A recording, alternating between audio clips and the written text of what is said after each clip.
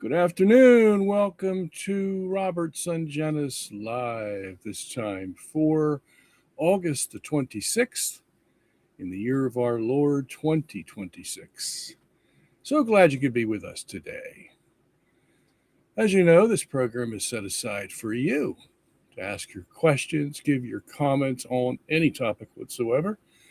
And in my role as host of this program, I will endeavor to answer your questions to the best of my ability using our Catholic faith, tradition, scripture, the fathers, the medievals, the popes, the councils, the saints, the doctors, the catechisms, the encyclopedias, and just about anything I can find to help you walk away satisfied that your question has indeed been answered.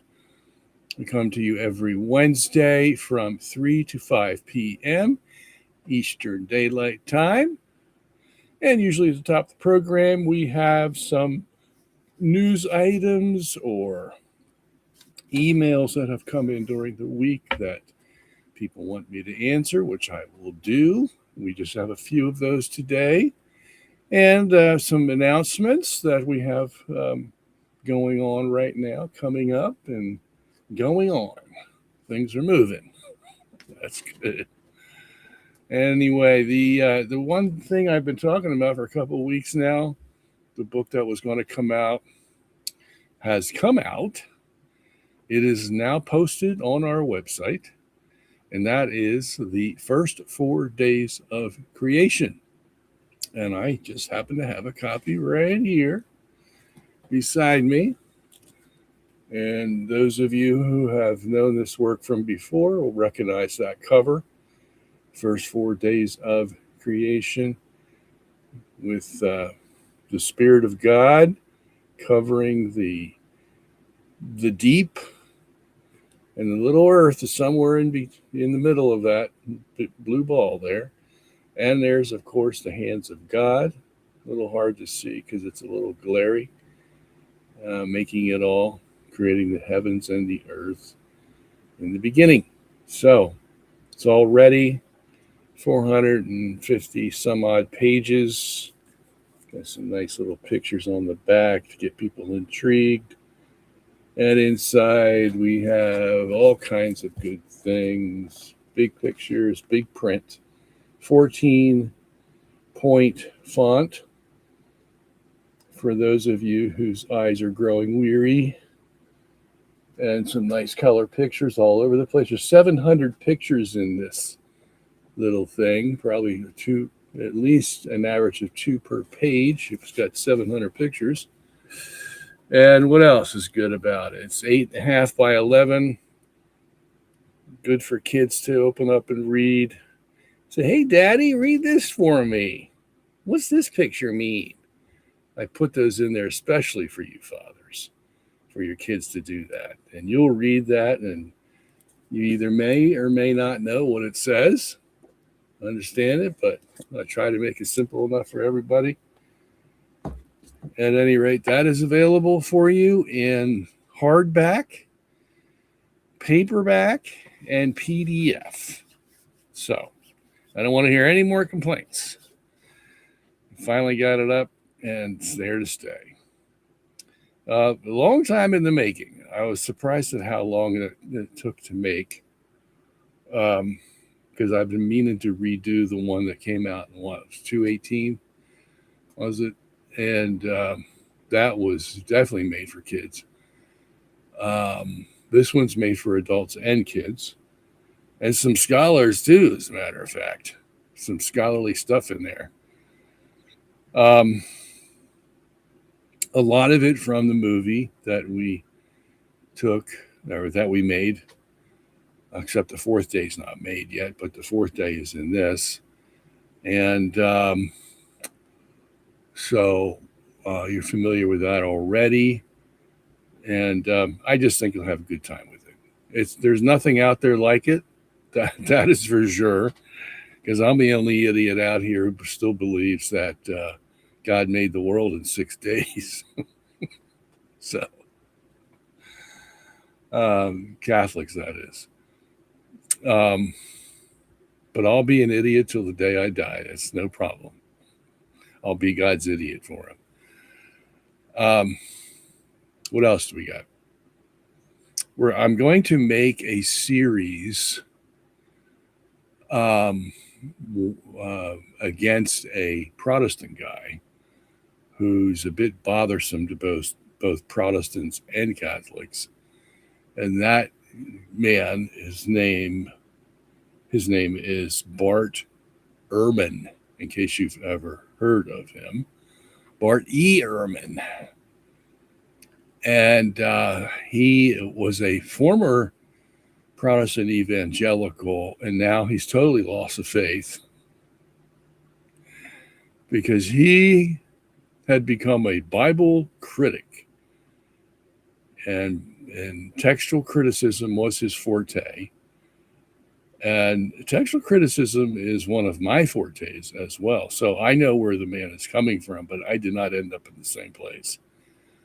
And he's got a series of videos on YouTube that have been playing for, I guess, a while, but I think they're ramping them up, if I'm not mistaken.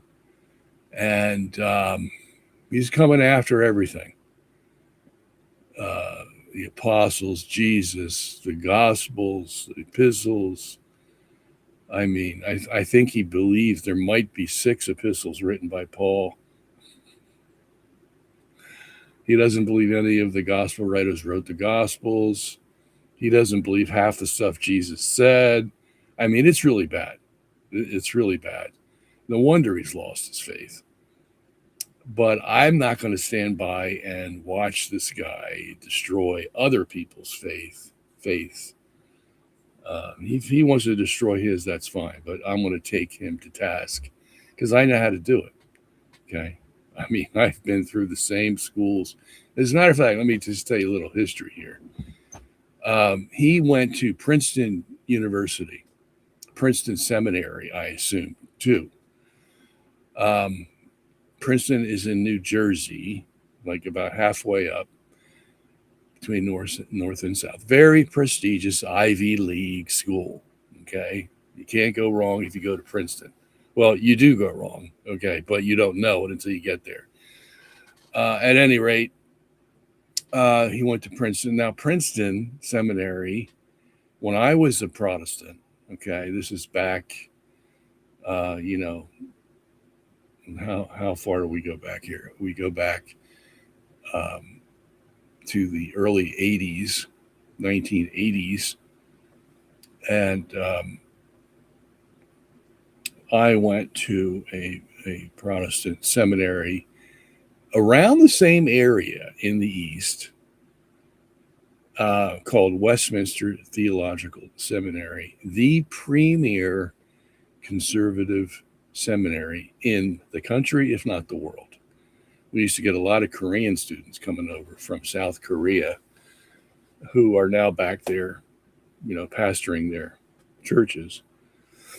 But it was a good seminary. And the kicker on this one is Westminster Theological Seminary, the one, and I just heard from somebody there today, as a matter of fact, who contacted me out of the blue, and he went to Westminster too.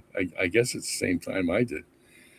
I'm not sure, but I have yet to talk to him. We're just exchanging emails. At any rate, Westminster Theological Seminary in 1929, okay, broke off from Princeton Seminary. They were all one seminary before, and they broke off, and they had been warning they were going to break off. They finally did it. Who's the guy's name? I forget so fast. Machen, I think his name was Machen. And he went over to study in Europe. He was working at Westminster. Well, he was working at Princeton, and he went over to study in Europe, all the German, French, Swiss, English theologians that were making headway in the new schools of thought, where we don't trust the Bible as the inspired word of God anymore. It's all written for theater, basically, and we're going to dig real deep and find out what the real truth is here. And so Machen went over to Europe to find out what they were doing, and he came back with a very bad report. These men are out to destroy the Christian faith by being super critical about the Bible. They're going to treat it like any other book, like they were reading Chaucer or something, and they're going to critique it in every which way they can. And the result of that is that most of the professors in Princeton lost the Christian faith. And the ones that kept it were the ones that worked at Westminster, where I went. And it's still there today. Still there, and they're still asking for money. So they must be thriving if they're still asking for money, because that means they go out and get bigger projects, and they're going to need more money for those, and blah blah blah. At any rate, now the reason I can talk as freely as I do about these Protestant, academics and their schools and everything is because nowadays there's not such a great divide between Protestant and Catholic scholars. Okay. They all pretty much believe the same thing, to be honest with you.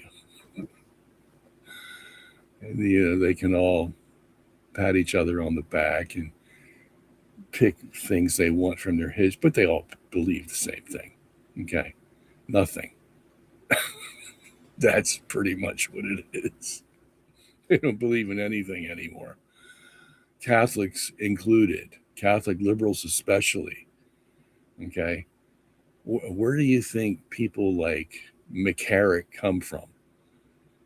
Who are so immoral, it turns the stomach of any Catholic who hears about it.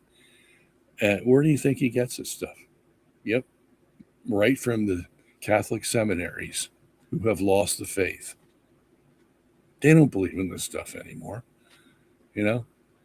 I'm a loner, and there's a few out there that are also loners.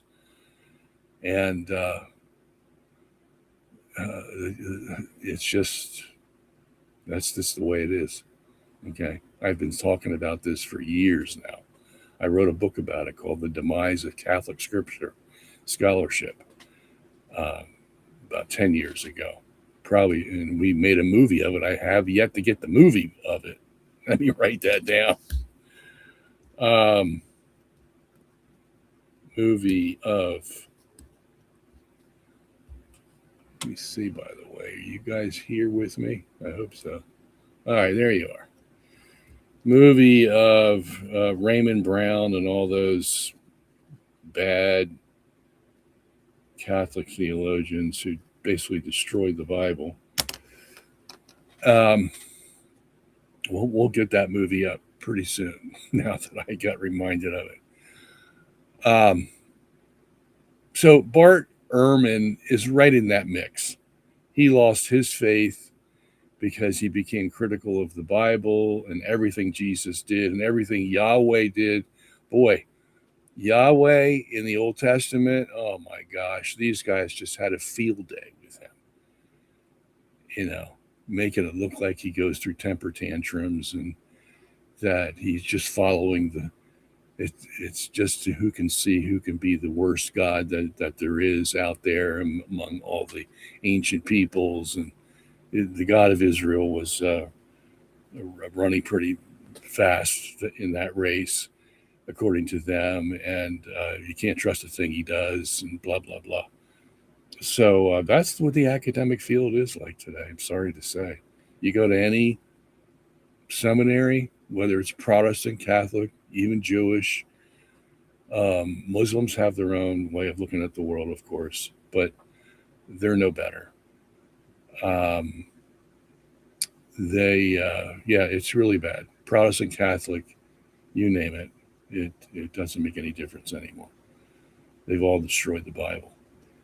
It's just not what it used to be. Okay, so get ready if you run into it. So I'm going to take him on and probably do a series of these, maybe a dozen of them. I don't know, 2 dozen, whatever it takes to get the message across that this man is no good. He pretends to be giving you the truth about all these important things about, historical criticism and all this stuff. But in the end of the story, he's out to destroy your faith. And I know it because I've been around it for 50 years. 50 years I've been doing this. I know the good from the bad and the bad from the ugly. And so that's another thing we're going to be doing, a series on Bart Ehrman. We're also going to do some of the same thing on another Protestant guy who's making the rounds now that he's lost the faith. And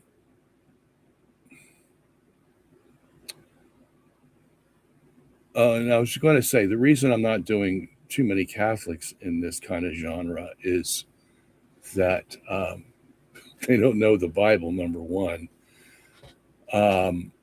They hardly know their Catholic faith. They're not going to follow the Pope. So there's really nothing to argue against them except that, you're doing bad. You're not following the tradition. That's about all you can say to them. And they probably won't even listen to that. Okay. So there's a lot of Catholics I could put on this list, but it just wouldn't be a fair fight. Okay. Because they're so ignorant. They're so ignorant of everything. Anyway, this Protestant guy, his name is Todd Phillips, in case you ever run across him on YouTube. He's out making all kinds of videos saying, why God, why I don't believe in Christianity. I was a pastor for 20 years, preach this, preach that. I knew it all. And then it finally hit me. Who is this God?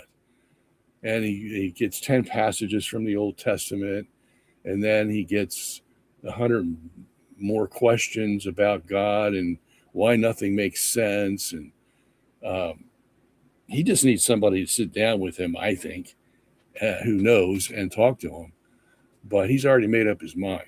This guy is coming after your faith.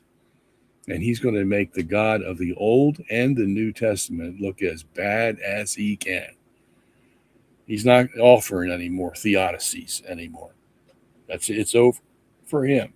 And he's going to take you down with him.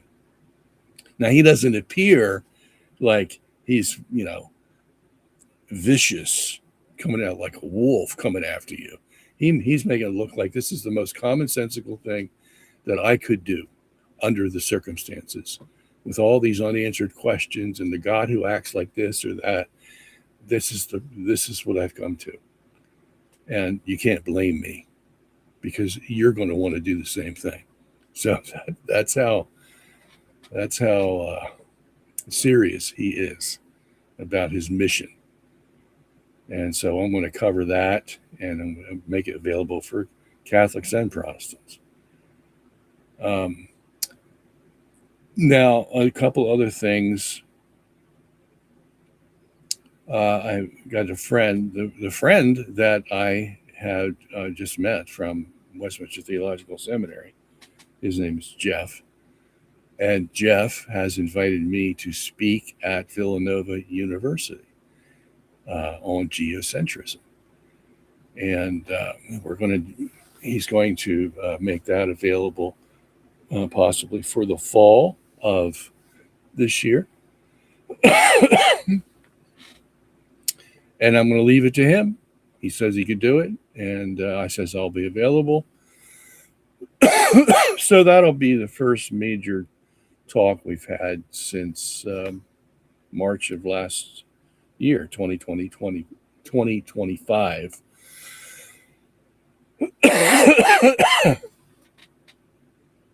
And he's pretty sure that with the crowd there at Villanova, that's the university that won the basketball championship a few years ago, was it? Maybe 4 years ago, was it? 5 years ago? Excuse me, I don't know why I'm coughing so much. So that will be in the offing the rest of this year. Probably, I would say, late October, around there. And then you've heard me talk on this show a lot of times about how we should interpret the Old Testament, with God getting angry and saying that he's sorry he made man on the earth in Genesis 6 and all things of that nature. I'm going to submit a major paper to Catholic Biblical Quarterly on that very topic, and the title that I've chosen so far is Divine Integrity and the Limits of Metaphysical Immutability. A hot topic, and yours truly is going to submit a paper to a major Catholic periodical in the world on that one to get it moving. And so just wanted to let you know, I keep busy around here, as you probably can tell. And that's why I wish I had more time for the question and answer programs, but I don't. and I'm getting older and I'm getting more tired. So I have to, use up what I can. At any rate, I thought you guys be interested in those things coming up. All right, let's get to our questions in the email. This won't take long because there's only 5 of them, I think, here today. All right. Brother Robert, why did Virgin Mary marry Joseph if she had already taken a vow of celibacy? These two things seem to be contradictory. Well, she could have taken a vow of celibacy, but the extent of her relationship with Joseph was going to be what they call a betrothment, okay, not marriage.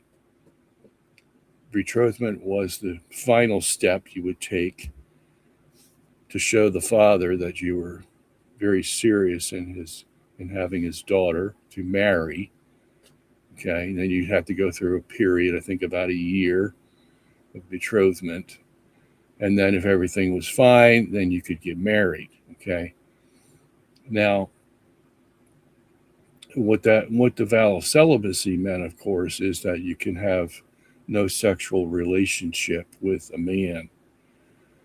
And the fact that, the Holy Spirit did not have sex with Mary, right? He as what the Matthew says, he cast himself over her. He doesn't say how he did it, but it just uses a very vague general term. He was cast over her, and that's it. So there's nothing sexual involved here. So Mary keeps her vow of celibacy. She's still a virgin, you see. That's why we call her the Virgin Mary, because that's what celibacy means. You refrain from sexual activity. It doesn't mean you're going to have a baby. It means you just refrain from sexual activity. You may have a baby if you have sexual activity, but you may not. There's many barren women. Okay, so that's what it meant, and it doesn't apply. It doesn't apply to the betrothment because you're not allowed to have sex during the betrothment. Okay. It doesn't apply to her relationship with God because they would never have sex together, of course. And the fact that Joseph never married her means he would never have sex with her either. Okay? So all the bases are covered. Okay. Hi, Robert. I was hoping you could help me with a few things. We know Jesus and Mary were sinless, born without original sin. But can people be sinless because they never sinned and they were baptized? I was reading Luke 1, 5-6 in the Douay-Rheims. It says, there was in the days of Herod, the king of Judea, a certain priest named Zechariah, of the course of Abia. He was a priest serving, the priest had 24 different courses they could serve. He had one of them. And his wife was of the daughters of Aaron, and her name Elizabeth was Elizabeth, yeah. And they were both just before God. Just meaning they did what was right, walking in all the commandments and justifications of the Lord without blame. I thought that was interesting. What would be best to say to Protestants who quote Romans 3:23 that says, for all have sinned and do need the glory of God? They usually quote the NIV or KJV. They constantly use that verse. Also, what would be best to say when Protestants quote 1 Timothy 2, verse 5, that says, for there is one God and one mediator of God and men, the man Christ Jesus. They usually have these quotes in their back pocket for anything. It gets a little annoying. Okay. The reason it's annoying is because, as you said, they always bring out the same verses. They don't know many other verses. That's the problem. They know these verses because they've been trained to know them. This is called the Roman road, because most of them are in Romans. Okay. So they're going to take advantage of the fact that you Catholics don't know anything about the Bible. You know there are people in the Bible, that's about it. But quoting verses and then putting them all in a certain,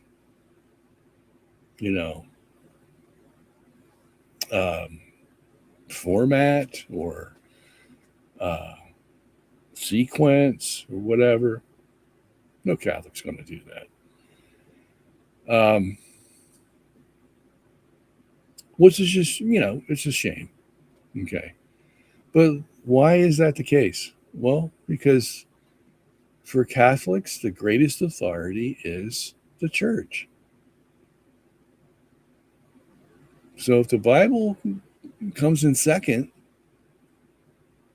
then you're not going to pay attention to it as much as you do the church.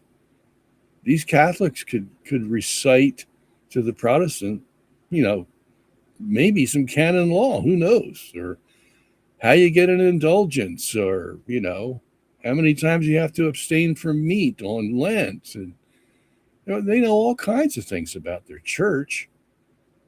What kind of penance must you have after the priest gives you the sacrament of confession? And what does he do for you? They know all that stuff because it's taught by the church. And the Bible's too hard. Really. And it is. But if you're a Protestant and you don't believe Peter is the head of the church, you don't believe anybody's the head of the church except Jesus, but he's in heaven, Well, who are you going to listen to? You're not going to listen to the church. You're going to listen to the scripture. Now we're all on even ground, you see, because we all got the same Bible. It's just a matter of who's going to interpret it better. And I bet you I can interpret it better than you. Oh, yeah. All kinds of contests going on. So that's why that happens, okay? And there's nothing really you can pick out of it and say, oh, well, that's wrong. You can't do that. No, because there's nothing wrong with quoting Romans 3:23. All have sinned and come short of the glory of God. Okay.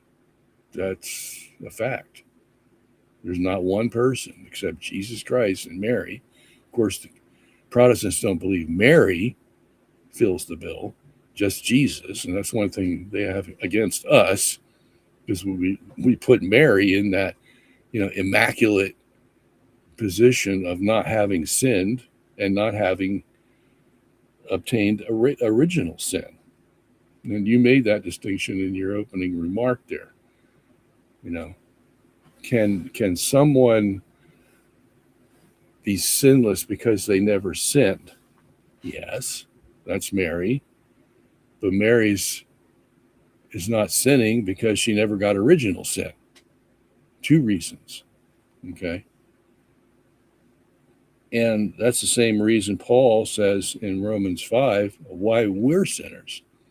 Because we inherited our sinful nature from Adam, and because we sin ourselves. Two reasons, you see. Both of them have to be dealt with.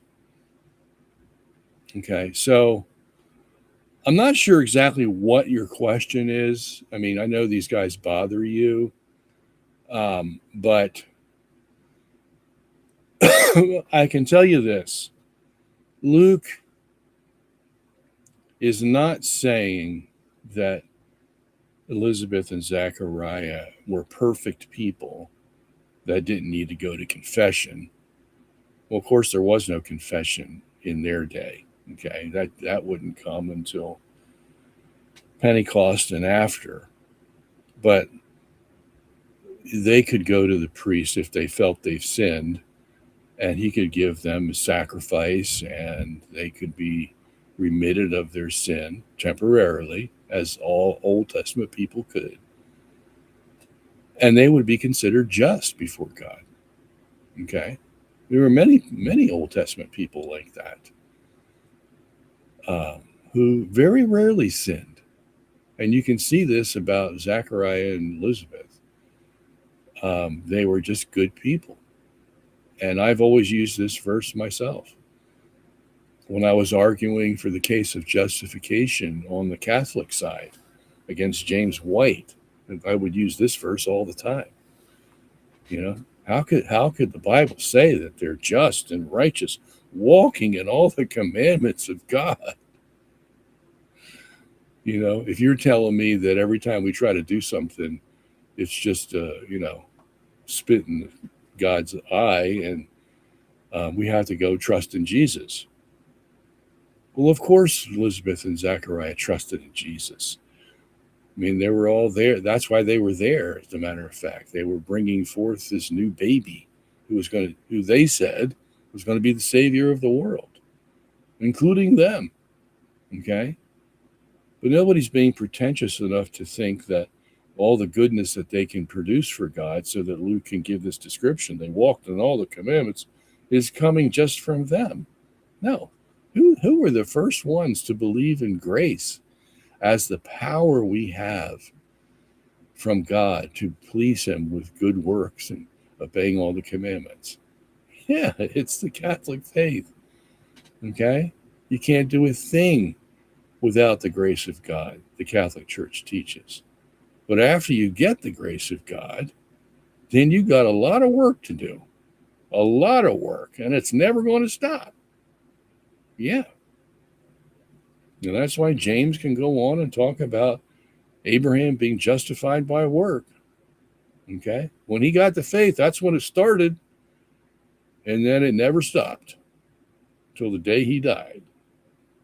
Now, as for 1 Timothy 2:5, For there is one God, one mediator, God and man.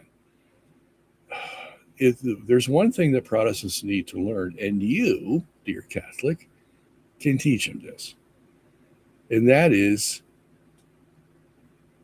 you can't interpret one single word from the Bible unless you know what the context is. Okay? So would you mind doing me a favor and stop taking these quotes out of context and read them in the context, like especially this one? Okay? Because there's a certain reason why Paul is stressing Jesus as the mediator here. He's not talking about Mary. He's not talking about saints. He's not talking about things that we do for the church. That's all in other contexts. Okay? This particular context, and look at where it comes. It comes in 1 Timothy 2:5. That's right after 1 Timothy 2:4. One of the most difficult, mind-bending verses in the whole Bible. Why? It sounds simple, but it's not.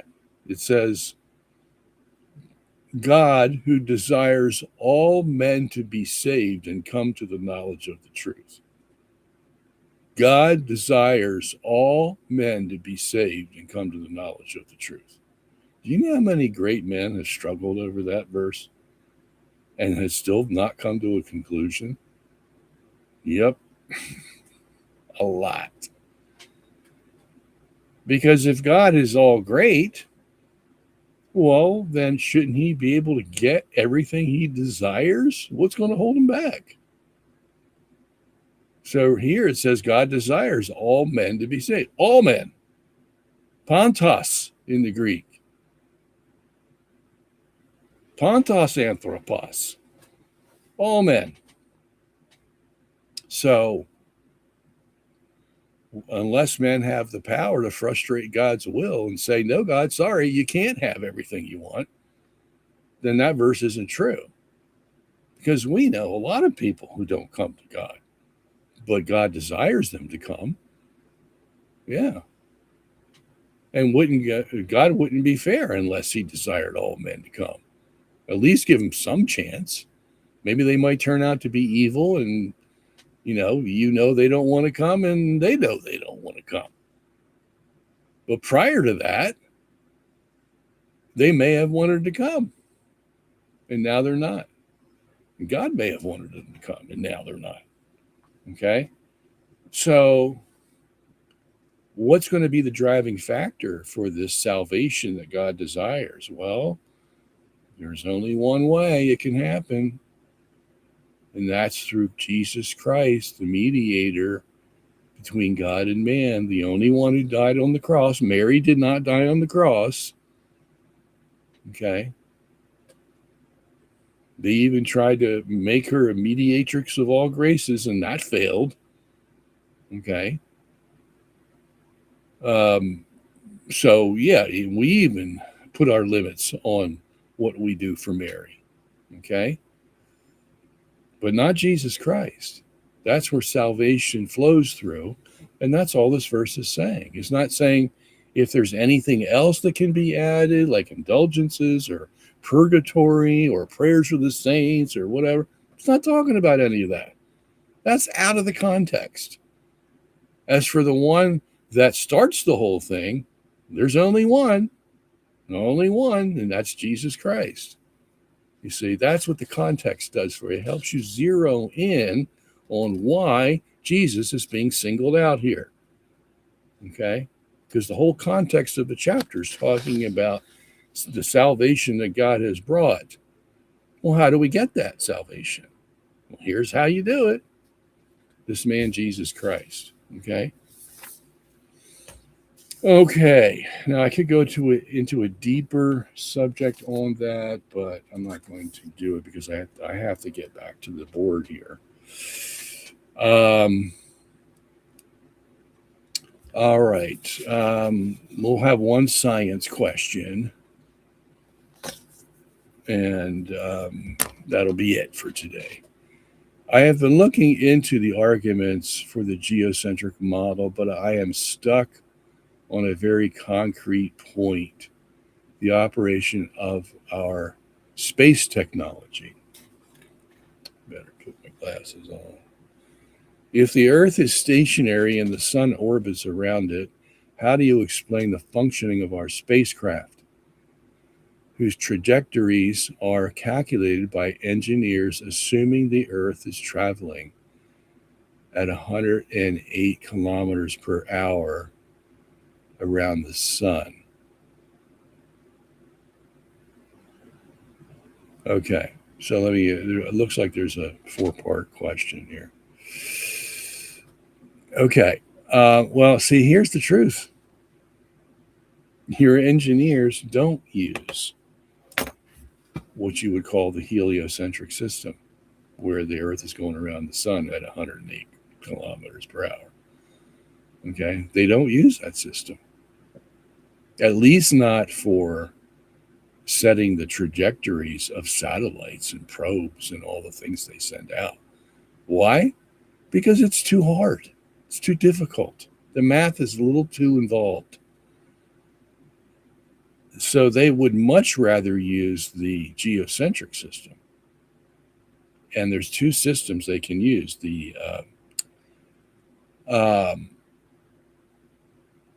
EFEN, which is the Earth fixed, Earth inertial, or the EFEC, that is the Earth fixed, Earth centered system. They'll use one of those, like NASA, JPL, National Oceanic, out there at sea when they're calculating things. They all use the Earth model. Okay, now it doesn't make the Earth model right just because they use it. What it shows is that the Earth-centered model and the sun-centered model both work the same. Otherwise, they wouldn't be able to switch back and forth between them. All they do is switch the centers. Okay, any math computer can tolerate that. Okay, you just tell them you're switching the centers and everything's fine. Then they can make their calculations. Because, see, all the distances to the planets, all the speeds, they're all the same in both systems, the heliocentric and the geocentric. If they were any different, then we'd be knocking into each other. Okay? They have to be the same. So if you've ever seen a geocentric model, you know why. The Earth can be fixed and the sun and the planets all moving around it, but never disrupting the trajectories of those bodies, because they're all the same. They're all the same. And sometimes you have to see it to understand. Oh, now I see. Yes. Okay. All right. I would like to know your perspective on these 2 specific cases. The acceleration of interplanetary probes. To send probes like Voyager or Mars missions deep into space, space navigation uses the Earth as a slingshot, gravity assisted.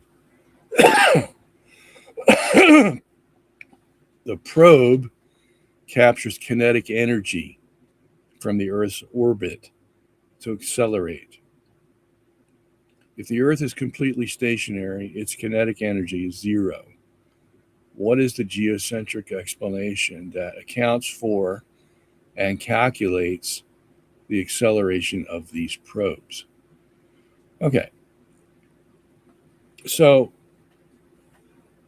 in the heliocentric system, you have the Earth rotating, right? Okay. So let's say it's rotating counterclockwise.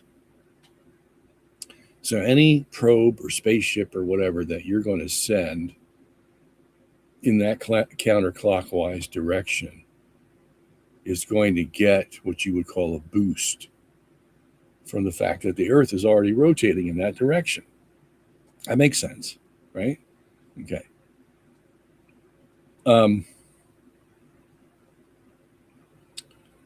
In the geocentric, the Earth is fixed, okay? But let's say it still wants to go counterclockwise. Well, it has a universe out there that it has to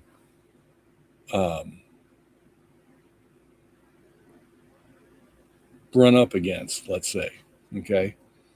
See, because you're either going to have the Earth going counterclockwise and the universe going clockwise, or you're going to have some combination of those two, okay?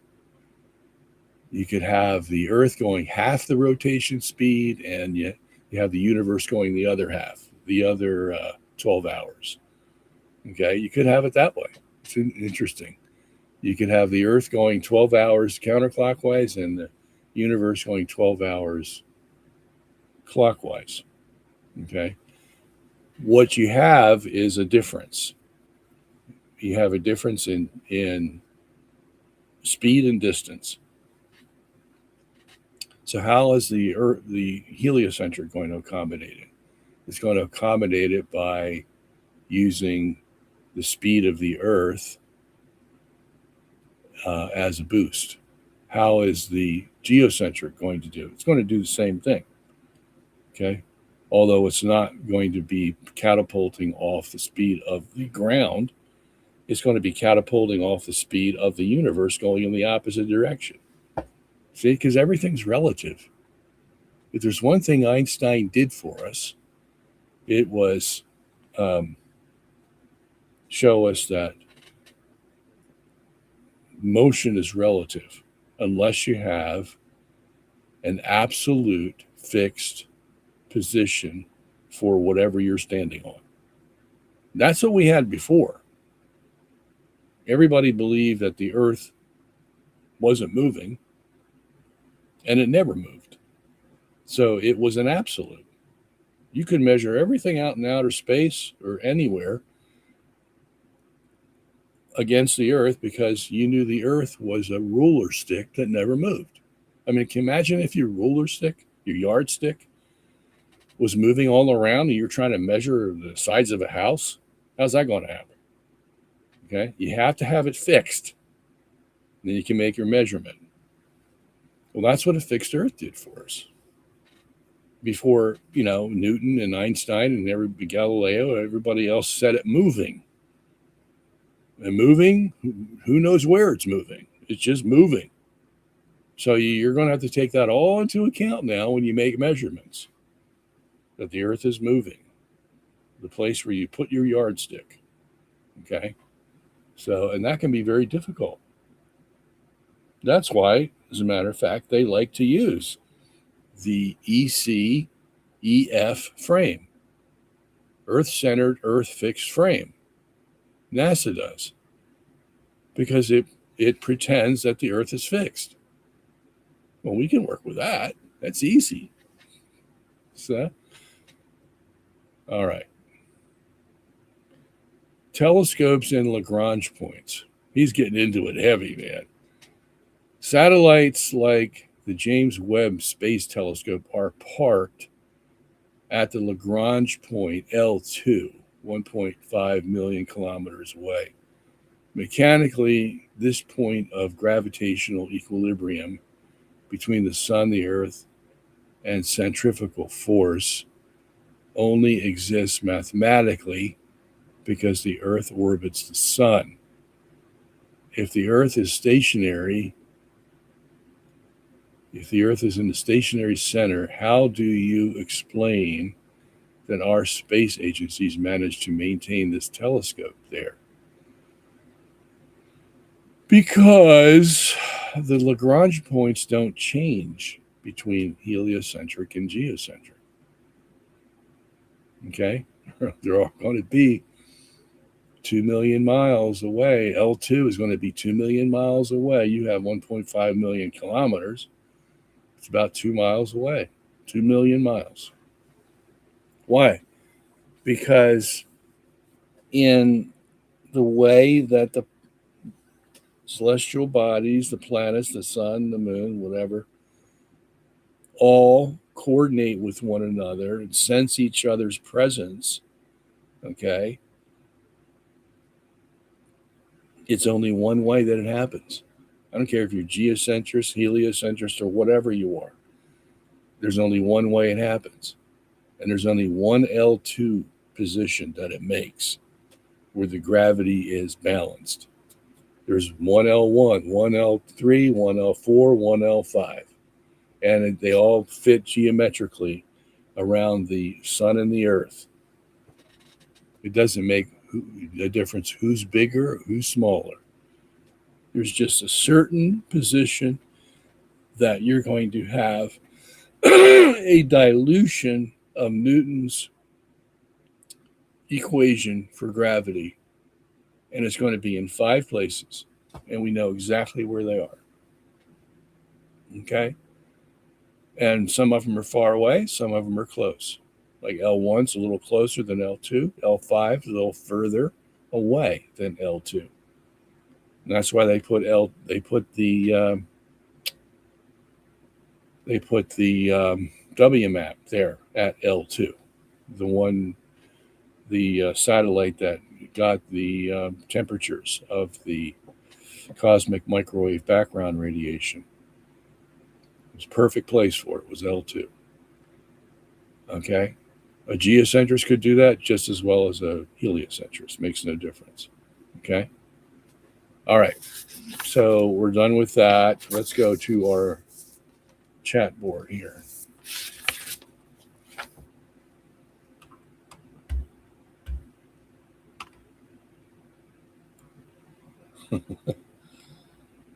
Okay.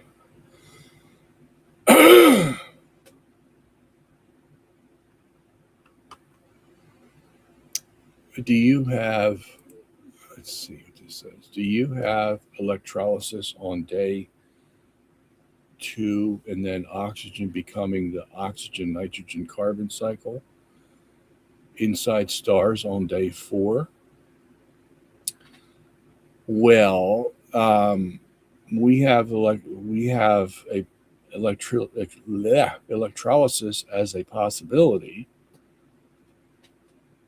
because it may also be caused by what they call thermolysis, which is a lot faster and a lot more efficient. Electrolysis is slow, and that usually happens in a laboratory, but it can happen outside. It's just that in that particular environment where you have the great light and you need a lot of thermal activity in order to break this water down, thermolysis is probably the best bet. So then you have the oxygen coming out and needed exactly when it's coming out, because as it comes out, it's going to be under a lot of pressure, and it's going to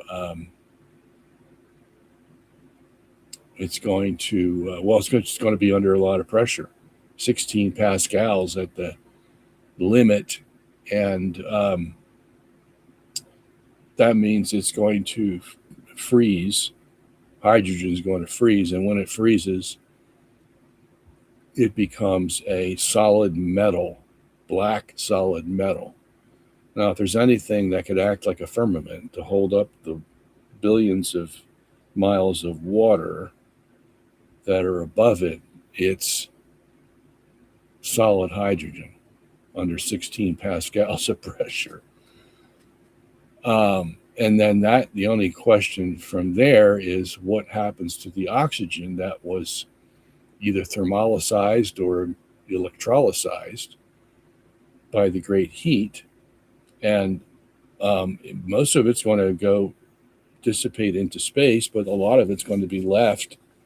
And since it's heavy, it's O16, not H1. Since it's heavy, it's going to fall down to the gravity potential that is the furthest that it can go and remain steady.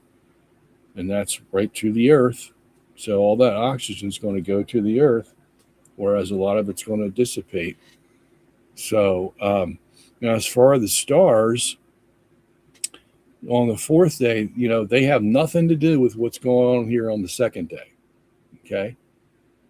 The stars are going to be made by the great light, because what's going to happen as soon as this firmament is put in place and it saves the water beneath it so that the earth can have it when the earth becomes habitable, it's getting ready for that time where just after this, God is going to stretch the firmament.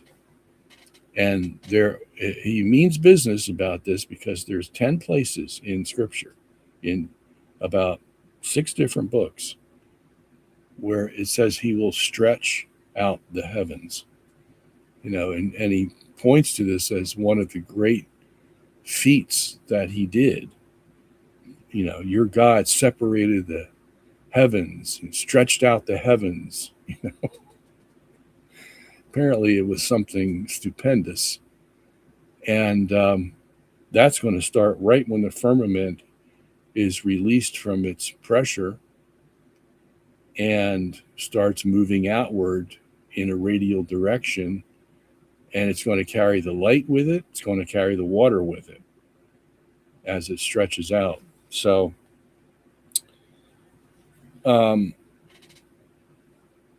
that is, now I forget where I was. That's the firmament, and it's going to be changed from a dark black solid to a H2 gas that's going to be ethereal, and ethereal enough to put the planets in it and the stars. And since the light has also been dissipated by the stretching out of the firmament, it's going to break that great light apart, and it's going to be put into stars. And that was the major opinion of the fathers that wrote about this. And I worked it out mathematically, wherein if you know what the size of the great light is, which is about 10,000 times what the sun would have been, and you gave it this amount of time to break apart and form into stars, what all has to be involved with that. And it's quite feasible. The fathers were right in their theoretical opinion about the great light forming the stars of the fourth day. The sun, it would also have formed the sun, and the sun would have taken a direction a little different than the stars, but it would have come from the great light as well. So, as you can see, the great light, the light that God said, "Let there be light" on the first day, was very much needed in this tiny little place that soon was going to be gargantuan.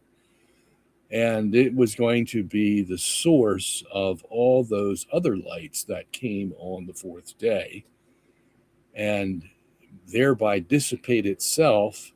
And yet there was enough left over so that as it kept on dissipating and going out to the rim of the universe, formed the underbelly of the water that was spread out from the first day around the whole rim of the universe.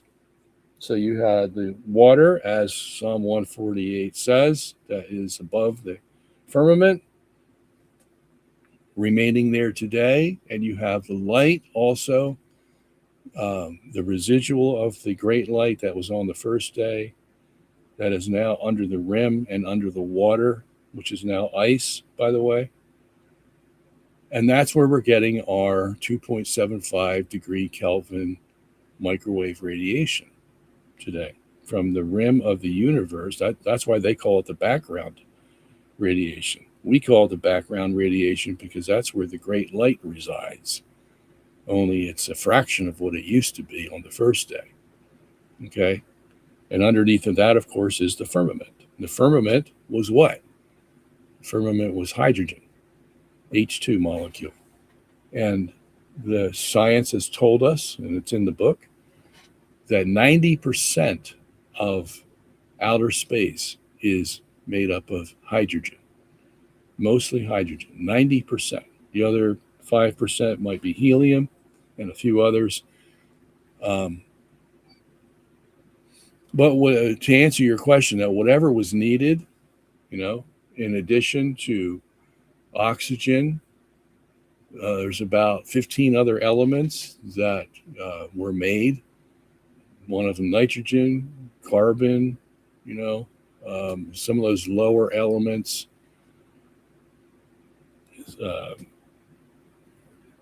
with smaller atomic numbers. A lot of them were made iron, calcium. There's a list of them that were made in the Great Light. And the other 92 elements left over that were the heavier elements would be made in the earth. So when it says God made the heavens and the earth, all the 92 known elements would have been divided between the heavens and the earth, or the great light and the earth.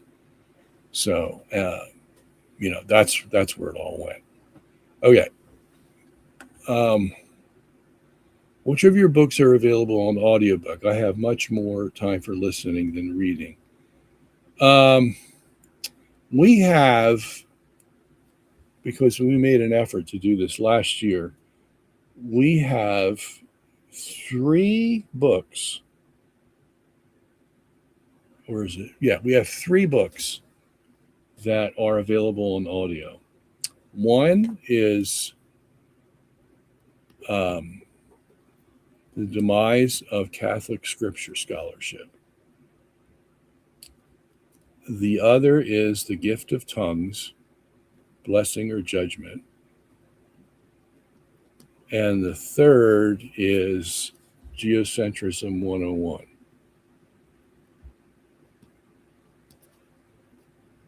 Now, I'd have to go do some cleaning up, but I know we have those in total.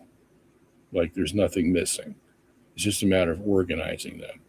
Because to be honest, not many people ask for audiobooks. I've had one person ask for audio. So I did all this work making these 3 audios and nobody's buying them.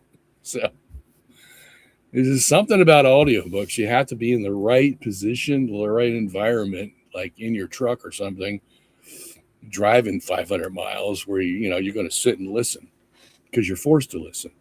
But not many people are apparently in that situation or have, don't know about these, but we do have some available. So, what I need to do is I need to package them, or get somebody to do that for me, package them. And, but if you're interested in any of those, The Demise of Catholic Scripture Scholarship, The Gift of Tongues, or Geocentrism 101, let me know in an email or something, and I will, have that to motivate me to get them all available for people. Okay? All right. Question: when exactly did the fall of Satan take place? And is the fall of Satan when evil entered into existence? Okay. So there's theories out there as to when, Satan fell. My opinion on that is that he fell in the Garden of Eden. That's where it happened. Before then, he didn't have a plot that was worth doing. I mean, so you rebel against God. You know what that's going to get you? that's going to get you punishment forever, and it's over. Why risk yourself for something like that? Okay, because a lot of people say, well, there's this rebellion that happened prior to the creation. Why? Well, what good would that serve Satan? He's smart enough to figure that out. That's not going to get him very much. The Garden of Eden, that's going to get him something. That's worth the risk. And I think that's the only reason that he would put so much on the line, because he figured he had God trapped. That's why he did it. He figured there was no way out for God. If he wanted to save his creation without the devil taking over, there was no way out. That's what the devil figured. But he never figured that God would say, okay, here's what must be done. In order to preserve my honor and appease my wrath, one of us, Trinity, is going to have to become a man. And we're going to have to suffer to preserve the honor of the Trinity and to appease our wrath, so that this thing can be, revived somehow, and get the devil to the point where he must give up and there's nothing but eternal punishment waiting for him. This will do it. One of us going to the cross to suffer and die will accomplish both things. It will preserve the honor of the Trinity. It will do three things. It will eternally banish the devil and his minions who tried to help him, and it will give Adam and Eve a chance to redo, to repent and try again. That's what it will do. Okay. Now, the devil never knew that God would go to that extent to accomplish this. He probably didn't even know that God could do so much with this one sacrifice, when you think about it. And he didn't think that God would humiliate himself to the point where he would become a man so that he could. The devil wouldn't think of that, because he's not humble at all. He just wants to rule.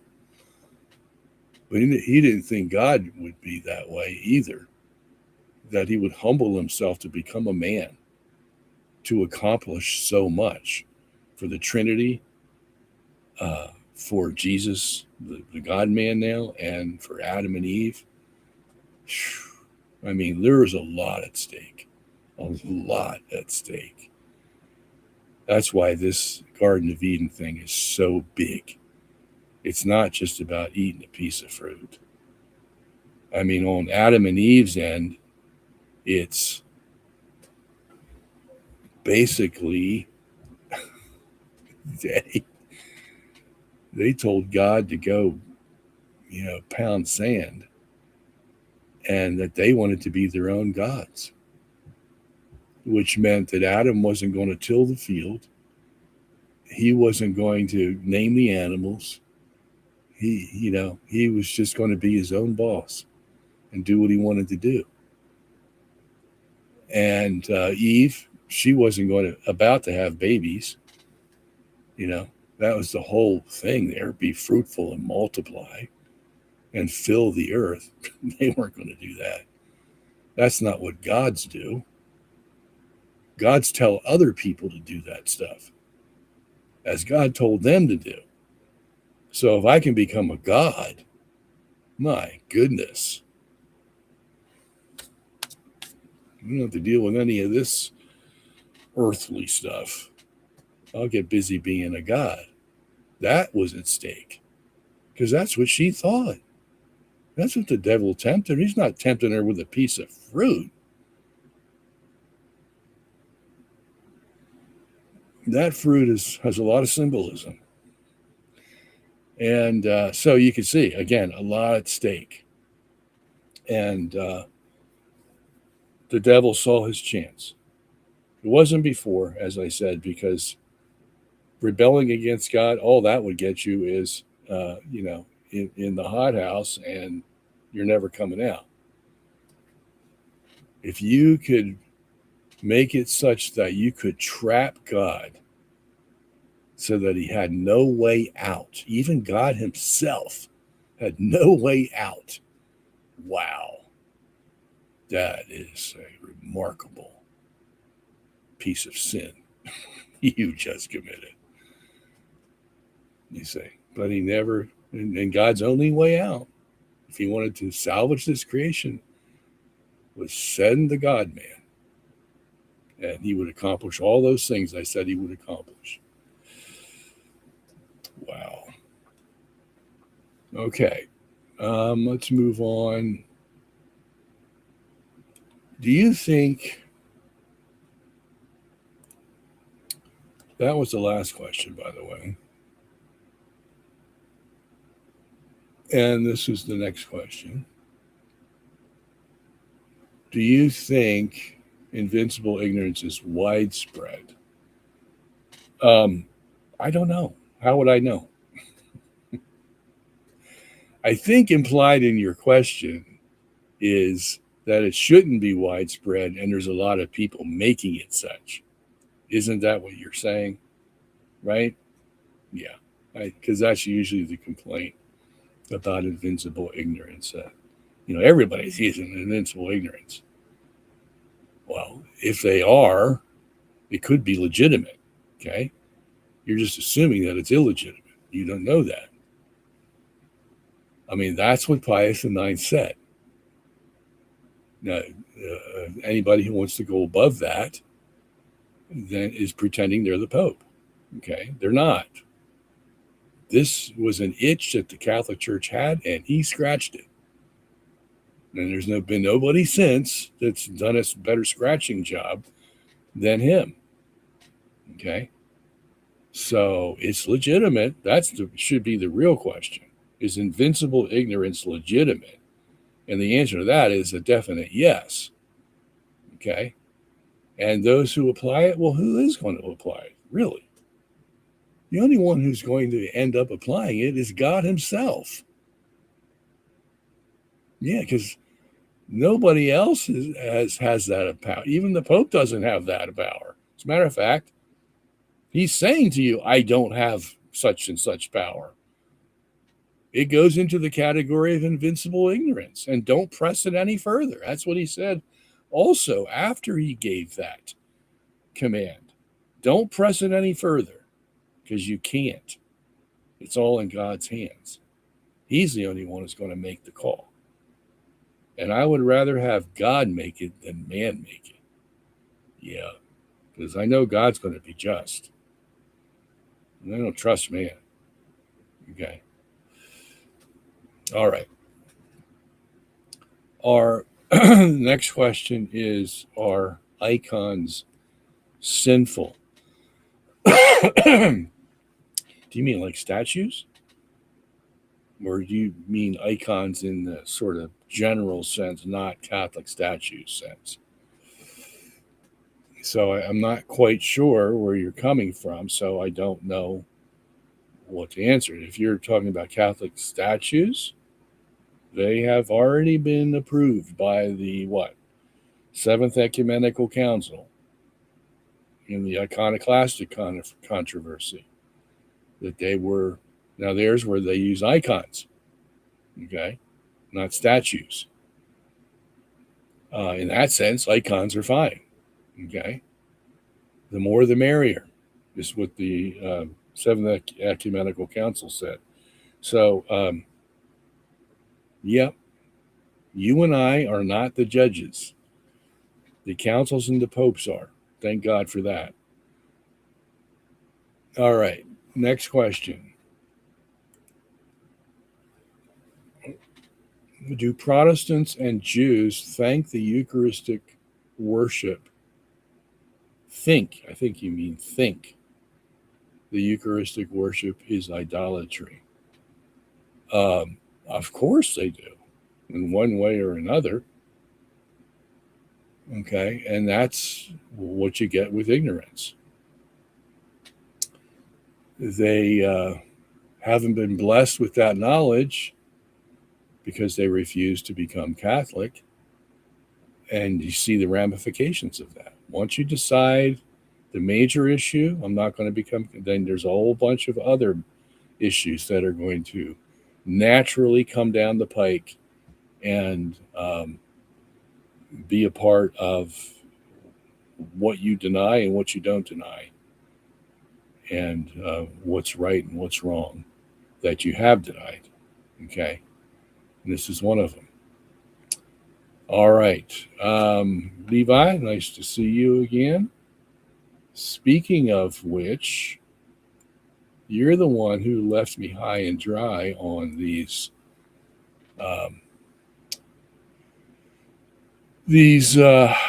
books that I had dictated into the recorder, and we just never finished putting the final bows and whistles on these. I did the geocentrism one myself, so you still owe me those two other ones, my friend, at least to finish them up. And so caught you by surprise, didn't I?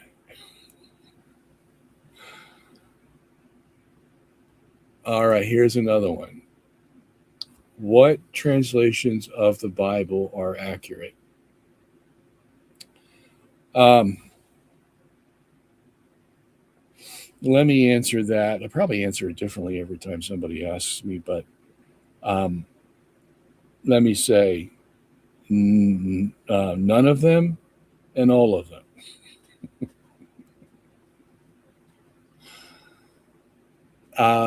It's hard to answer this type of question because you, the listener, you have to know something about Bible translation in order to appreciate me telling you why this is good and why this is not good. Okay. And I think I said this last time, but let me say it again because it's the basis for it. That is judging a translation. And that is there's two philosophies of translation.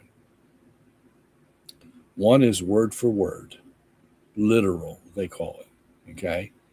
Where you take each Hebrew word or each Greek word and you assign an English word to it, okay? So let's just say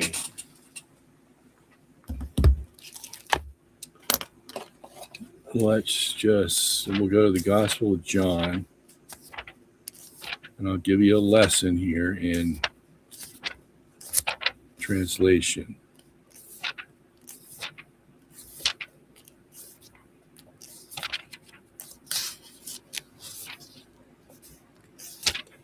Okay, so in John 1:1, if I say it, I'm sure you'll remember it.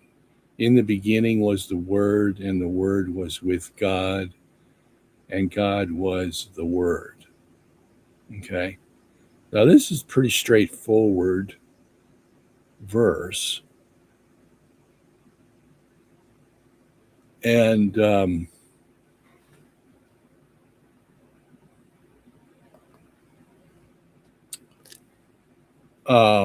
you can still mess up on it, okay, if you don't know what you're doing.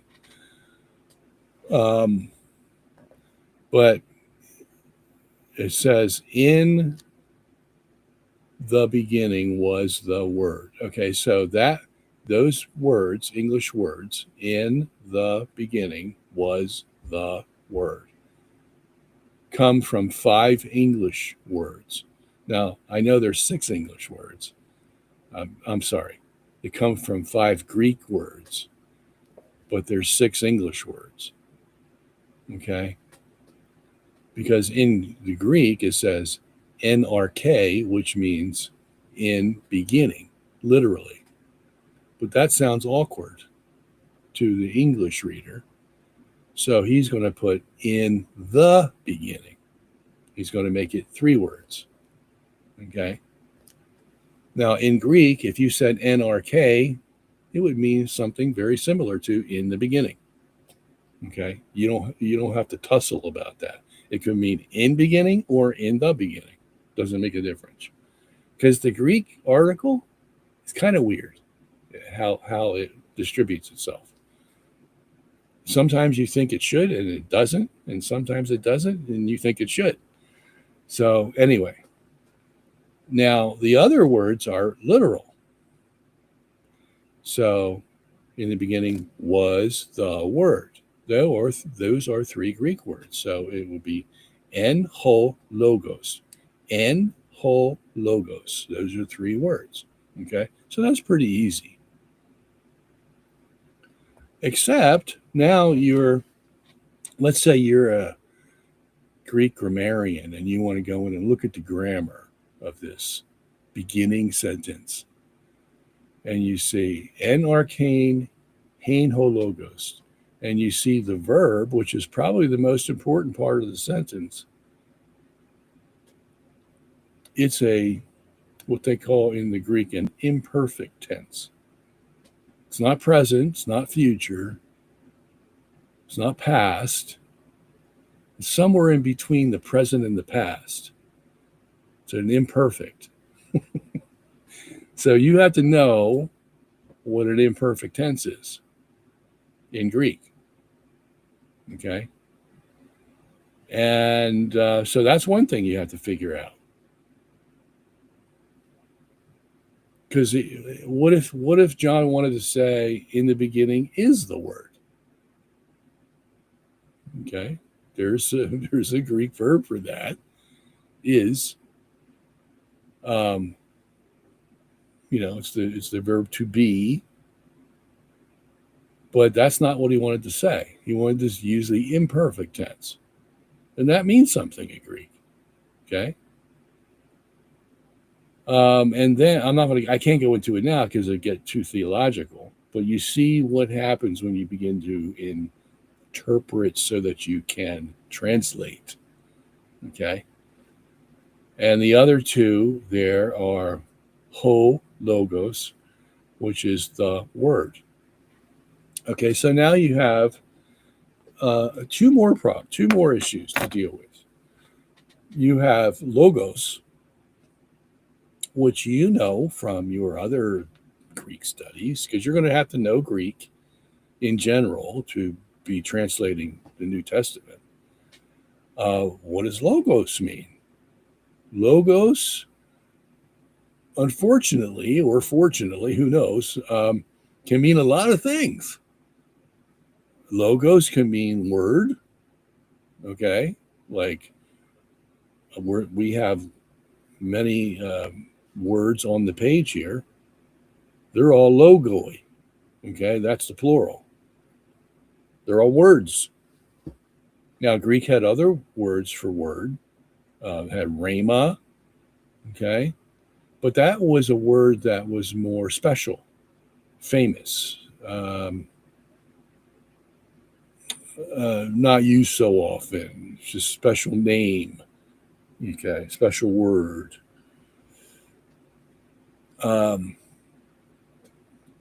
But logos itself can also mean a matter, a happenstance, an instance, a logos,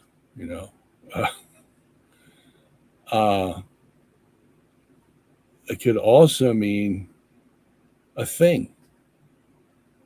Let's say you're thinking about something, you don't know exactly what it is. It's in your mind. You can see his face or you can see its appearance.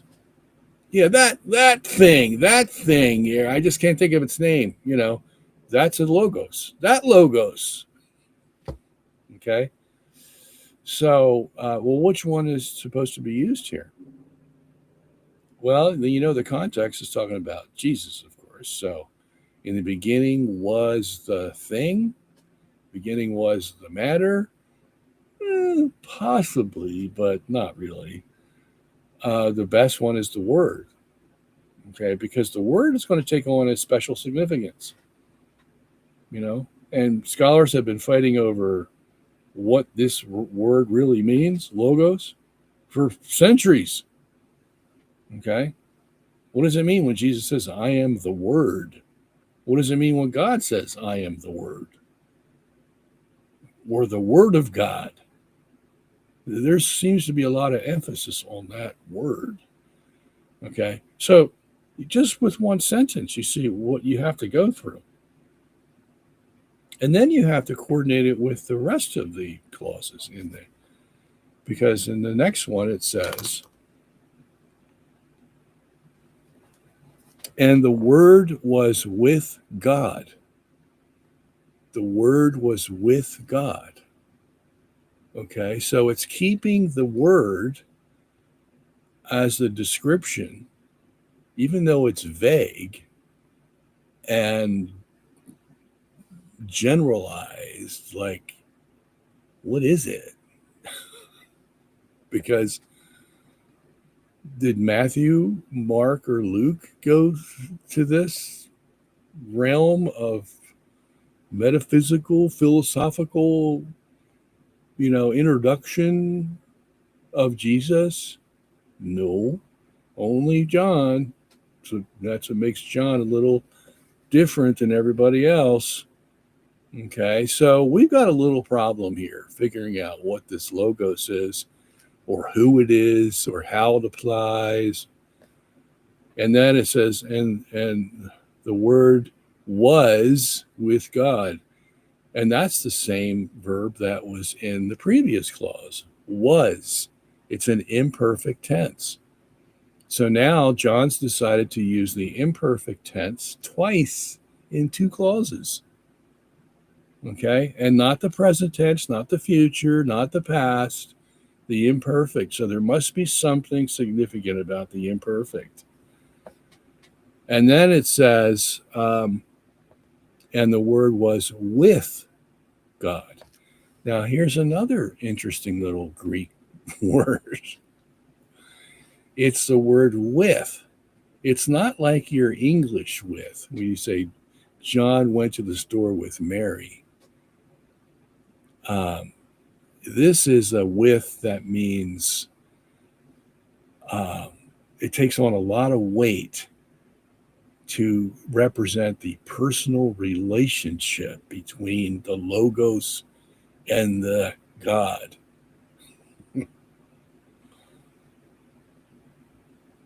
Because in the Greek, it's kai ho logos, that's and the word, ein pros ton theon, was with the God.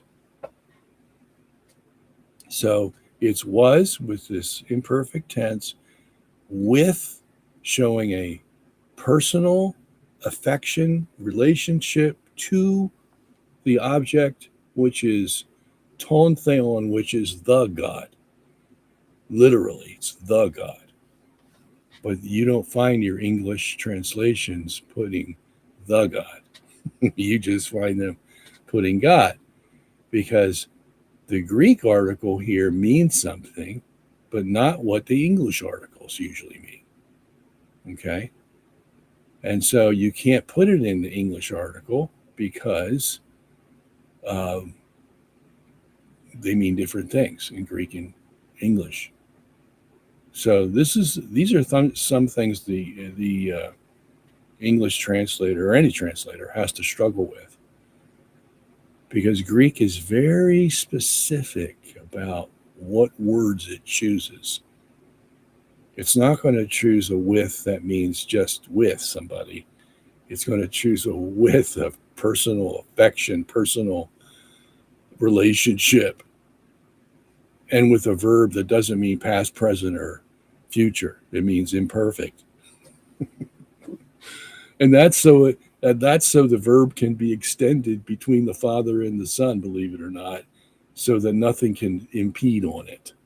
No tense can impede on it. It's its own tense, so to speak. That's the way it works. And then you have the last clause of John 1:1.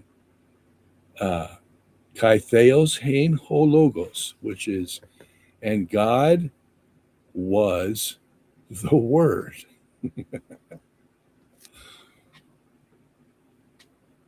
So it's telling you about this logos I just introduced you to was with God, but also God was the Word that I just talked about. Try to figure that one out. Okay. So now this is one of the harder sentences in Greek to translate, but this is what it's all about. Okay. So you got that, all those theological complications that are going to impinge on you on how you decide which word to use at which place. Okay. And then when you have easier sentences to look at and translate, then what do? Let's take a verse 6. It says, there was a man having been sent from God, and his name was John. That's verse 6. Okay. He geneto anthropos apostelomenos para theon onoma auto Johannes. So you look at that and you right away, you know, there's not too many difficulties. Okay. But here's one little difficulty you ran across. The way the Greek says his name, it says it like this. Onoma auto Johannes. That means name to him, John. It doesn't say John is his name. It says name to him, John. Now, sometimes the Greek will do that because it wants to emphasize one or the other. Okay. And sometimes it'll want to emphasize both, and that's why it'll make it abnormal. In this case, it does want to emphasize both the name and John. And that's why it puts name first when it usually should go last, which will automatically make John go from first to last, which is not normal for it. So you have two abnormalities, and both point to the fact that it wants to emphasize the name and the actual name, John. Okay? So that's just another little thing you have to wonder about. But in normal English translation, we will say, and John was his name. We'll put a verb in there. There's no verb in there because it says, name to him, John. But we'll say his name is John. We'll even personalize it and say his name instead of just name. And we'll say is John instead of John. Okay? That's a choice we make.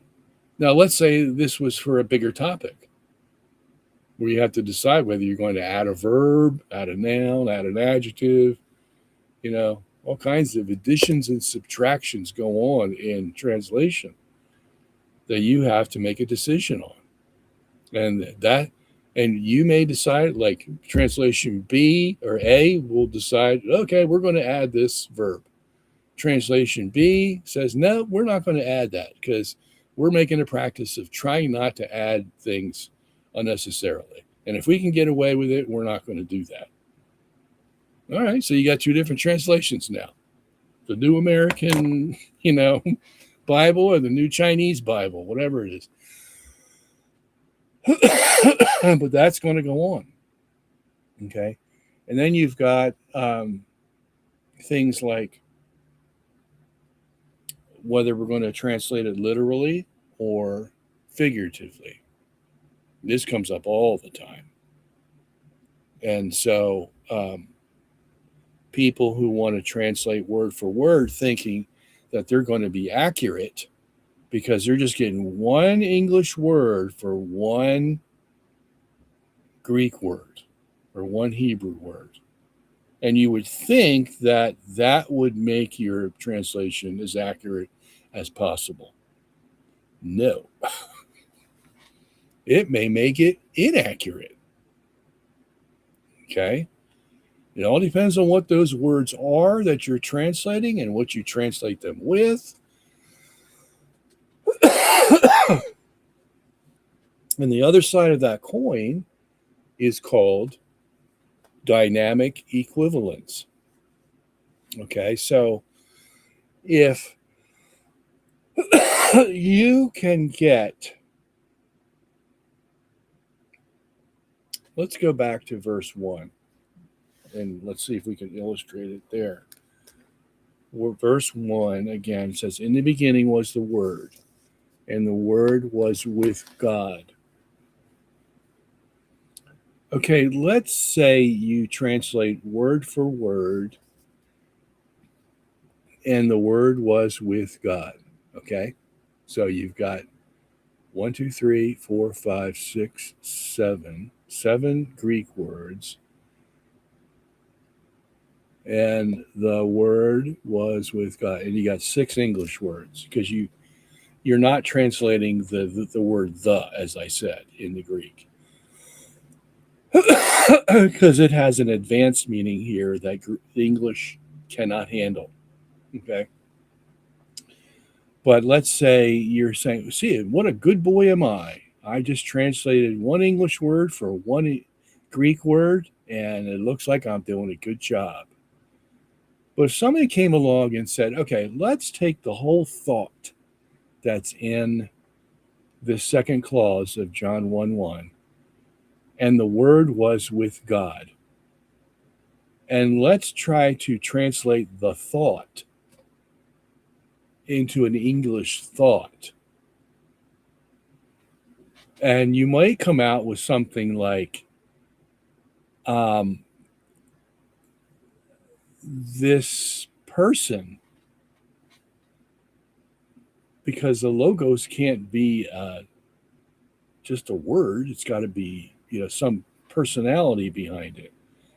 Or does it? What is that? What is that mixture between a person and a word? If he's called the Word, okay, you might think you're on the verge of a explosion of thought here, where you can say, I see the difference in the similarity. And was with God. Well, the word was in the Greek, you say, is an imperfect that does not mean the same thing as a present tense or a past tense. It means somewhere in between, so that that relationship remains and it's not dependent on a tense. Okay, is basically where you want to get to. And then we find out that the God was the Word. So all this time, you thought the Word was somebody other than God, and now you're finding out it is God. Whoa. So you're trying to figure out, is there a way we can get those thoughts across by using non-literal language? Figurative language, metaphorical language, I don't know, anthropomorphic, whatever, combination, where we can get those thoughts across, if we can figure out what they are, and make it easy for people to understand. Okay? Can that be done? And that's called dynamic equivalence, where you translate thought for thought, not word for word. And sometimes that's good, sometimes it's horrible. Because if somebody's going to use it, invariably they're going to change the meaning of the sentence. Because, first of all, they're not going to know exactly what the author meant themselves. Just because you're a translator doesn't mean you have some, magic keys that's going to unlock the meaning. No. As a matter of fact, being a translator might make you more prejudiced because you grew up in a school that, no, we want to translate literally. Forget this thought for thought business. And you're going to grow up in a school that says, no, thought for thought, that's the first angle. And if we have to, we'll go to literal, Yeah, you can see that in all the translations out there. There's hundreds of them. And that's why they all come back the next year and said, let's try it again. Let's try it again. A little literal and a little thought for thought. Or maybe 75% literal and 25% thought for thought. Or maybe 35% literal. The combinations are endless. Okay? What you hope you get at the end is something understandable. That you don't have to go back to the translator and say, what are you talking about? Something like that. So you see how it's not just like asking, gee, which Bible translations are accurate? Okay. Now, if I were in a hurry, trying to catch a cab, and somebody might ask me that question, I'd say,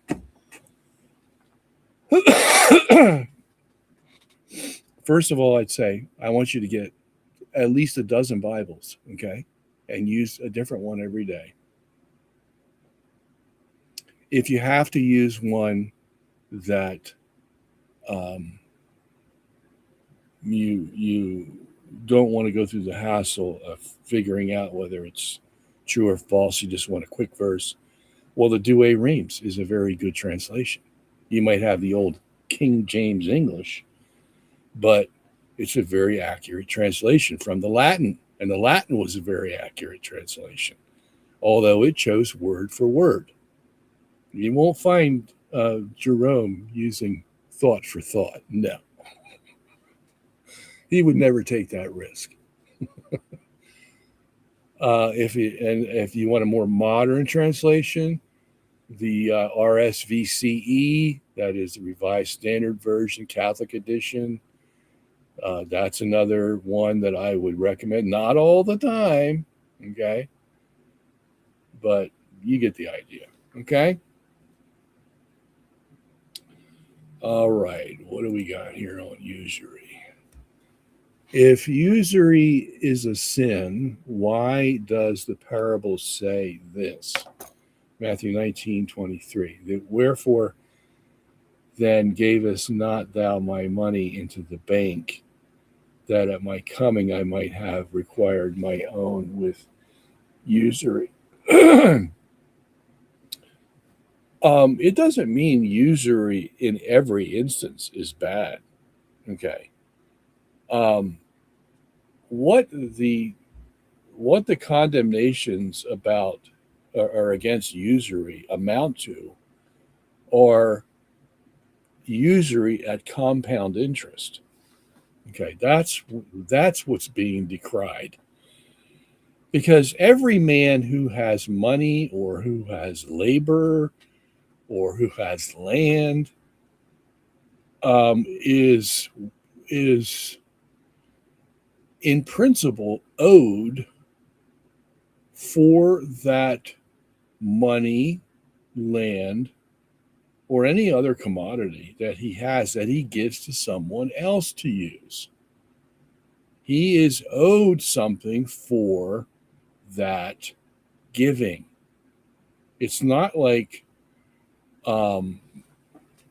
God is saying, okay, you're rich, so you have to give to people. No, it's not what he's saying. Okay, he is saying that when you give, you are not to charge them something exorbitant so that they get into a position where they can't pay you back. And that happens with compound interest, because now you're tacking the interest along to be taxed along with the principal. And you're never going to get out of debt that way. Okay. So we need to scrap this idea that because someone lends something that he can't expect anything back for that. No, that's not what usury means.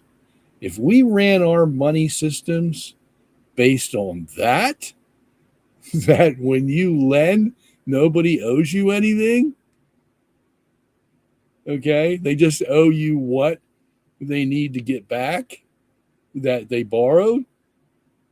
Yeah. Just the principal? No. Then nobody would lend, and there would be no advantage to lending.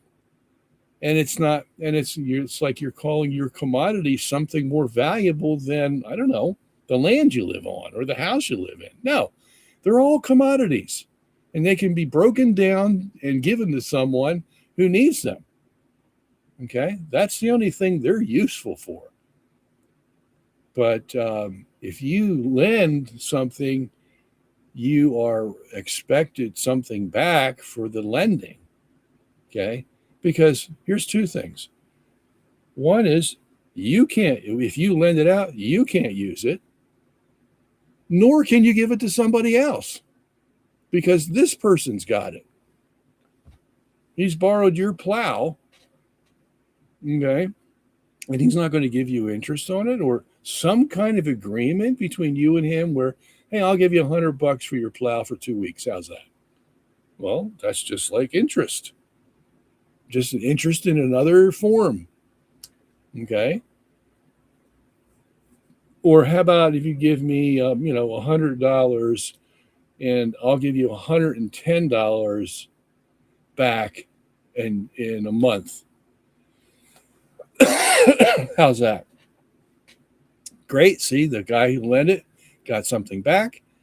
The guy who's giving is not a schmuck trying to take the money from the other guy without giving something back, but it's something small.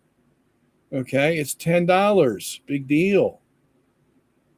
And then he knows the next time he needs money, because he gave 110 back, the guy with the money is going to be much more apt to give him even more money.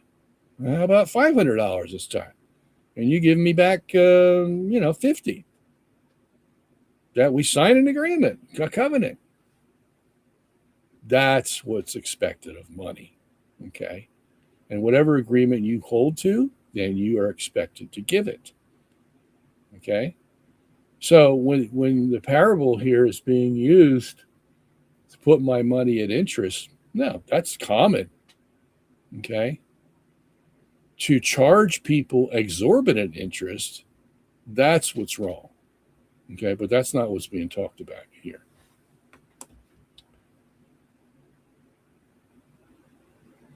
You're another idiot who believed the world was made in 6 days. Yeah, what a dummy you are. How could you?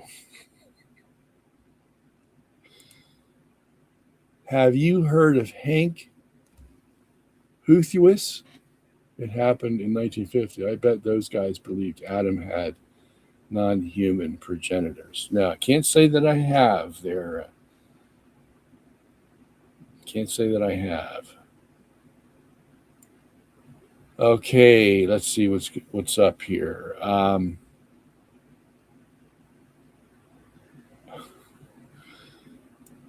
All right. Why did Jesus insist they carry swords?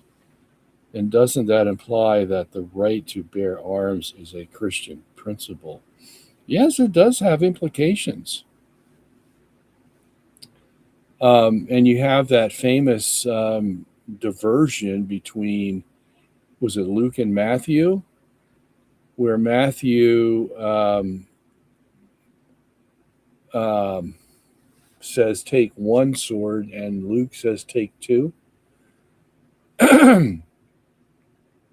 And then there's another difference between one. It's been a long time since I looked at this, but one apostle says don't take any. What writes that Jesus says don't take any, and the other writes, and it's the same one we just looked at, take two. Take two. Well, both of these, each of them are in different times of Jesus's ministry. That's the way we usually look at this. Where in the beginning of his ministry, the command is, take no swords. Okay, why? Most likely it's because you don't want to go into town when you're preaching the gospel and carry a sword. Like, hey, if things don't go right, I still got my sword. That's the very thing Jesus wants to avoid. Okay. Giving the townspeople the impression that we're just here to do our job, but don't give us any trouble, because if you do, we're going to go right back to our former occupations as bouncers at the nearest bar. And, just give them a double impression. And Jesus does not want to do that. If things don't go right, you shake the dust off your feet and you hightail it out of town and don't go there anymore. Okay. That's all you do. But at the end, when they are when Jesus is just about to be crucified, and they said to Jesus, here are two swords. And he says, take them. And why? Well, because, look, preaching of the gospel for 3.5 years is over. These people have shown us they don't care. They're going to come and get us. They're going to try to kill us. They're going to take advantage of us. Blah, blah, blah. So I want you to be prepared. Coming from the lips of Jesus, he realizes the reality of the situation. Yeah. He is there. He is going to be tortured like nobody's business, and they don't care. They will laugh about it. That's how dehumanizing these people are. That's what barbarians. How do you think the Romans got into power with all the other nations out there vying for power? They just happen to be the ruthless and the ones to figure out how to do it the fastest. And crucifixion was one way to do that. And then beating the hell out of you at the stake, with 40 lashes, that was another way, right to the brink of death. So they don't care a whit about you. They want to see you suffer. Okay? And so you better protect yourself. I didn't ask you to do that before, because it would have harmed the gospel. Take too much risk to harm the gospel. Now, I'm telling you, take two. All right.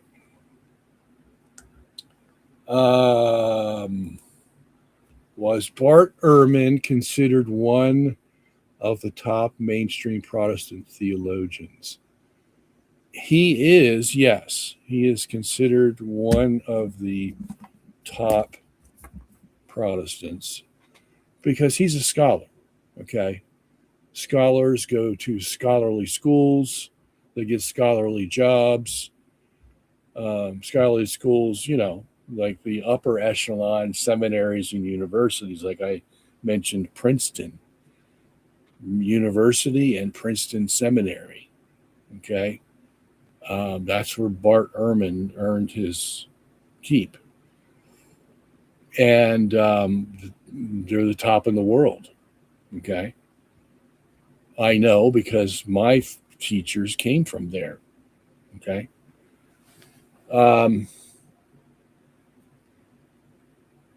So yeah, and he writes books. He's been on the bestseller, New York Times bestseller list for how many? Almost 10 times.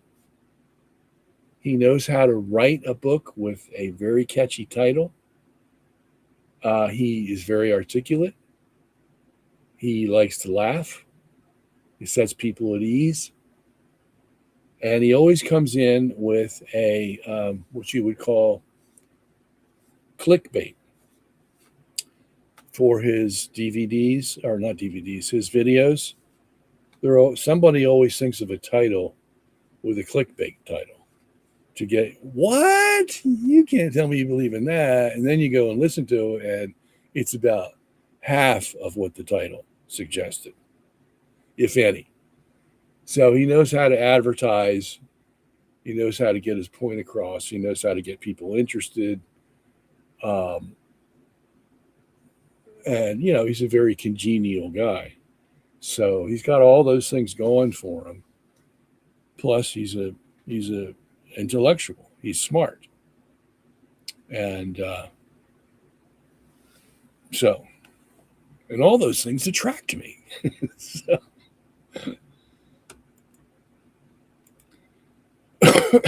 So I am going to go after him. Luke. Okay, no question there. Okay, we only got 3 minutes. Sorry about that if I haven't gotten your question. In your opinion, what is the best philosophical argument for the existence of God? The same one Paul gave in Romans 1. We know by the creation that God made that God exists. No better argument than that. Even better than Aquinas' arguments. Because Aquinas' arguments all boil down to the creation, basically. Okay? But Paul says you can't look at this creation and deny the existence of God. If you do, you're a fool.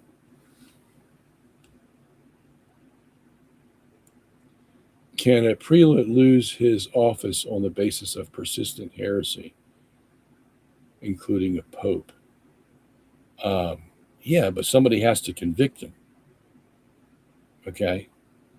It's one thing to be in heresy. There's a lot of people in heresy, but there's not a lot of heretics, official heretics, because nobody's out there to officially,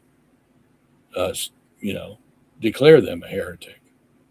It just doesn't happen a lot. Okay? I'd say for every 100 heretics, one is officially called a heretic by the church. One. And as for a pope, good luck, because you're not supposed to judge the pope according to canon law. So I don't know how you're going to judge him as a heretic, no matter how many times he declares that through his sayings he's a heretic. You can be a material heretic without being an official heretic. That's just a gap in our Catholic religion. It's always been there.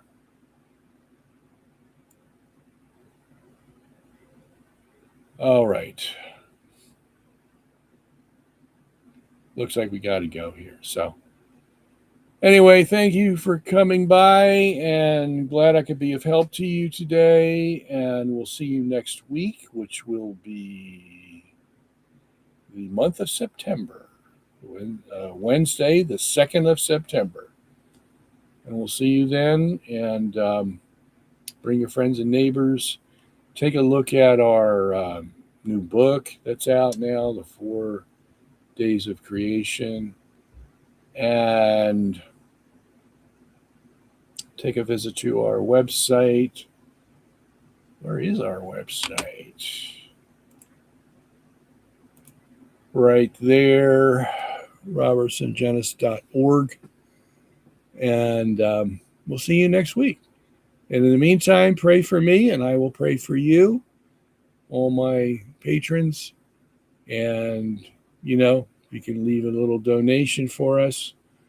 We're still hurting and need your help. So be kind and generous, and as you always are.